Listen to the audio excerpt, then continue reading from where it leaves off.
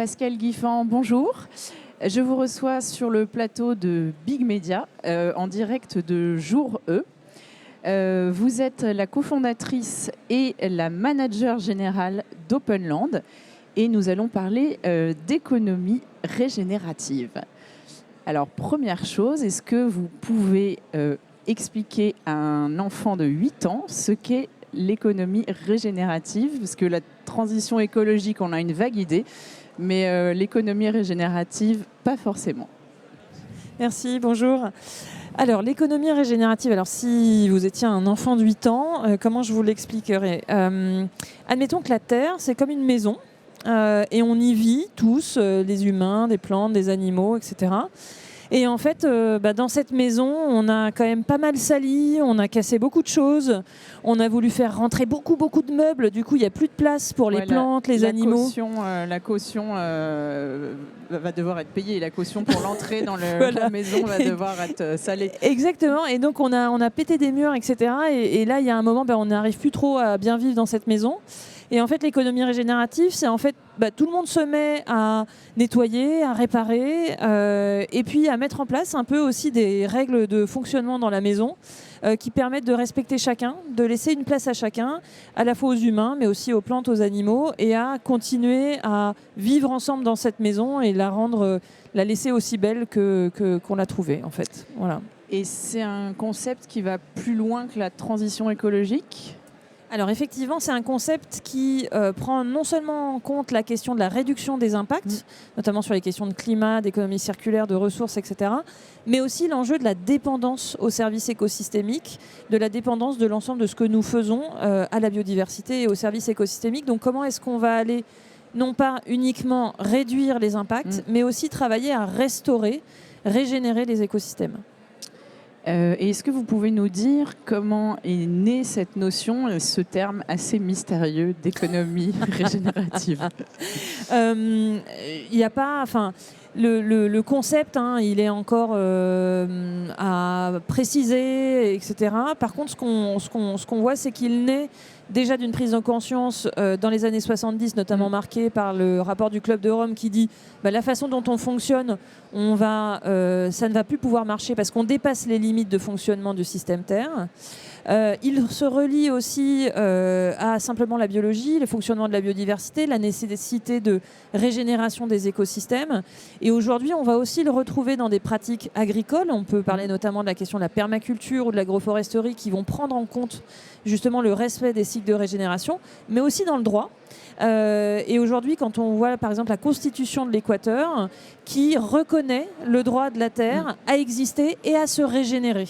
Donc la question de la régénération, elle est en train de traverser un peu uniquement la question de la régénération des écosystèmes pour devenir aussi une question philosophique sur à quoi on contribue et comment est-ce que dans notre action, on est plutôt dans le respect des liens à la nature, mais aussi dans le respect des liens humains, et comment cette intention, elle est au cœur, en fait, comment est-ce qu'on va mener, par exemple, une entreprise en mettant le modèle économique au service du vivant, et pas le vivant au service du modèle économique, ce qu'on connaît aujourd'hui. Et alors, vous, Openland, qui êtes-vous? Qui on est? On est un collectif. Alors, on est à la fois une entreprise sociale et une association qui accompagne des porteurs de projets, des gens qui n'ont pas forcément le loisir dans le monde professionnel dans lequel ils sont de se former, d'être sensibilisés ou de monter des projets en lien avec ces questions de la régénération. Et puis on accompagne aussi des entreprises et des territoires à transformer l'action qu'ils ont aujourd'hui pour aller vers ce cap de la régénération, puisque aujourd'hui, ce qu'on peut dire, c'est qu'il n'y a pas vraiment d'organisation ou de territoire régénératif qui existe aujourd'hui. C'est plutôt une ambition, un cap, une intention d'aller vers la régénération. Et très concrètement, comment vous allez accompagner soit une entreprise, soit un territoire Oui, alors une entreprise, par exemple, nous on est très inspiré de la théorie du U, qui est une théorie qui vient du MIT, où là on va aider l'entreprise à prendre conscience de ses enjeux de transition sur l'ensemble de sa chaîne de valeur avec son écosystème, pouvoir se projeter, une entreprise c'est un récit, c'est une histoire, hein, pouvoir se projeter vers ce récit, cette envie régénérative, et ensuite concrètement, hein, parce que c'est pas le tout de prendre conscience et de se projeter, concrètement comment est-ce qu'on met en place les briques de transformation en travaillant avec ses fournisseurs, en travaillant avec ses équipes, en travaillant à mettre finalement encore une fois le modèle économique au service du vivant et pas le contraire. Et est-ce que vous avez un exemple d'un territoire engagé dans cette transformation, un exemple qui aurait un succès particulier? Oui. Alors je vais faire un petit coup de projecteur sur une initiative qu'on a lancée qui s'appelle Regenerate, où on a sur la région Pays de Loire mobilisé plusieurs acteurs privés et publics autour d'une première étape qui était la prise de conscience de l'état des écosystèmes en région Pays de Loire et la proposition de défis territoriaux où justement on va tenter de mettre en place des projets démonstrateurs qui vont allier plusieurs parties prenantes pour justement travailler aux besoins de régénération des écosystèmes. Donc ça c'est un exemple, on est en chemin, est-ce que ça sera réussi? Je l'espère. En tout cas les premières étapes sont bien réussies.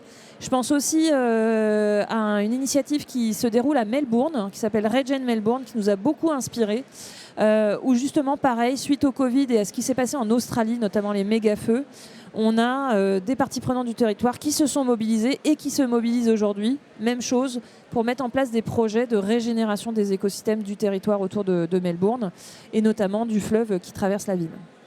Et côté entreprise, est-ce que vous avez, même chose, un exemple assez probant, concret d'une action que vous avez pu accompagner? Quand on parle de régénération, il y a souvent une entreprise qui est citée, qui est Interface, qui est ce producteur de moquettes industrielles. Que je ne connaissais pas, je dois l'avouer. Qui... en fait, ça a commencé par son patron qui a eu un peu à un moment sorte de prise de conscience. C'était dans les années 90 et il s'est dit, si je continue à faire mon travail comme je fais, je vais finir en tôle. Bon, c'est assez précis. Et en fait, à partir de là, il a transformé et mis son entreprise sur un chemin, une trajectoire. Ils ont réduit depuis 70% leur empreinte carbone. Aujourd'hui, ils ont travaillé à créer des usines qui miment les services écosystémiques d'une forêt. Ils ont travaillé avec Janine Benyus. Et concrètement, qu'est-ce qui se passe dans cette usine? Typiquement, plutôt que l'usine émette du CO2 et rejette des eaux polluées, par exemple, l'usine va capter du CO2 et rejeter une eau qui contribue au réseau hydrographique qui est à proximité, etc. Donc voilà, comment est-ce qu'on va s'inspirer de la nature pour intégrer ces activités, non pas contre la nature, mais en coopération avec elle? Et donc, comment on fait cette moquette très verte? Comment ils font? Donc, ils travaillent beaucoup sur des dimensions d'économie circulaire. Ils travaillent sur du biosourcé, sur des matières recyclées, etc. Et aujourd'hui, en fait, ils commercialisent des dalles de moquette qui n'émettent pas de CO2. Alors, je prends des petites pincettes, mais qui absorbent, entre guillemets, qui sont plutôt positives en CO2. Donc vous pouvez, pour votre entreprise, les acheter si vous le souhaitez aujourd'hui. Donc ça, c'est une transformation vraiment hyper large. Je pense à Expansiance aussi, parce que vraiment, c'est une entreprise qui se met sur ce chemin de manière hyper authentique et qui a pris quand même la décision de se passer d'une bonne partie de son chiffre d'affaires en arrêtant de vendre des lingettes. Bon la régénération, ça passe aussi par 20 ou 30% autour de 30% de leur chiffre d'affaires, c'est gigantesque. Donc ça veut dire que ça passe aussi par de renoncement, renoncer à des choses qui ne font plus de sens dans un cap régénératif. Et alors je crois comprendre que la collaboration est un peu au cœur de ce dispositif. Oui. Comment on fait se parler des univers qui n'ont rien à voir et qui ont quand même globalement l'habitude de travailler chacun dans leur coin? Comment ça se passe? Comment vous organisez ça?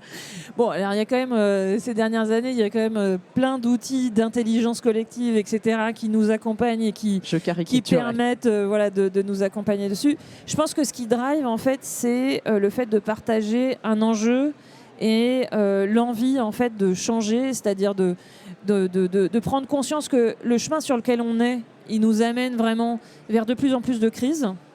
Et qu'aujourd'hui, on a besoin, de s'adapter, et de vraiment travailler à réduire les crises qu'on va vivre demain. Et une fois qu'on a compris ça, en fait, les outils de mise en mouvement, on les a, on en a beaucoup. On a encore pas mal d'étapes sur le comment, sûrement, à inventer, à imaginer, etc. Mais moi, je crois beaucoup à l'idée de se mettre aussi dans une logique de commun. Je pense que cette question de la logique des communs, comment est-ce qu'on va s'organiser pour maintenir un commun qui nous est cher, dont on dépend, et particulièrement nos territoires, nos écosystèmes, c'est hyper important dans la façon de faire. Vous faites partie, je crois, de ceux qui vont former ou ont commencé à former les hauts fonctionnaires. Comment ça se passe, cette aventure ?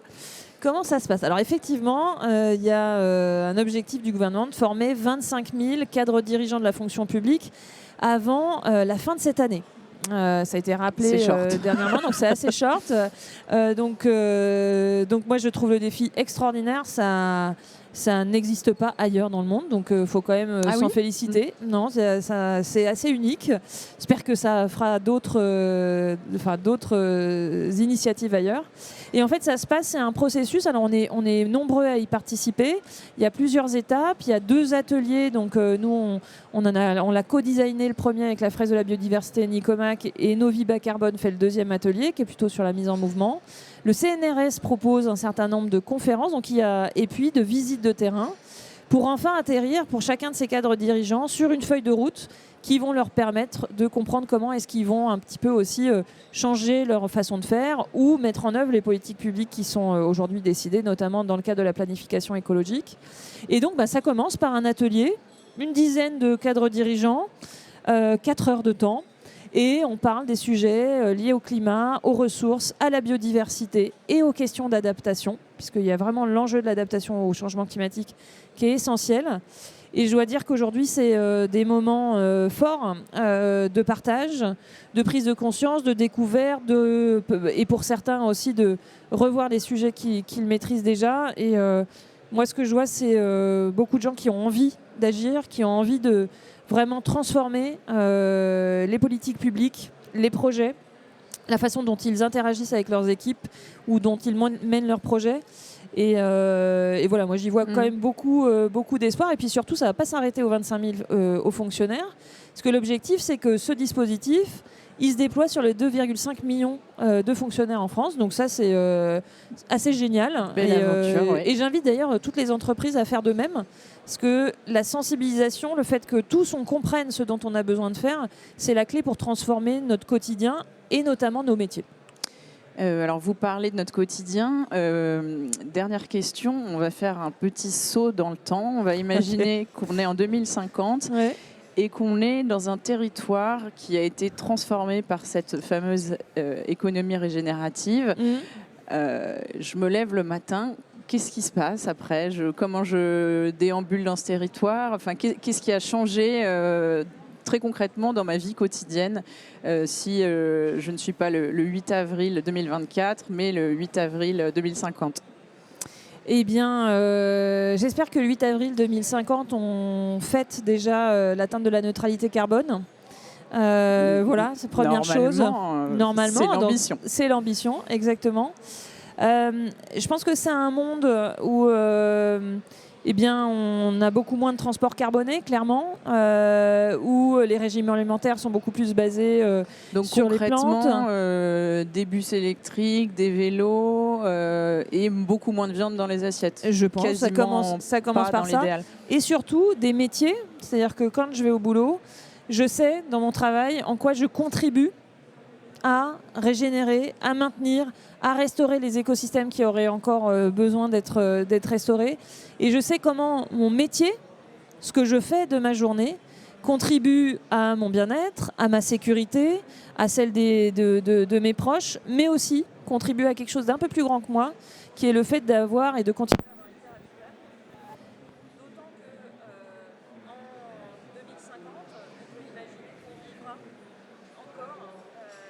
On les...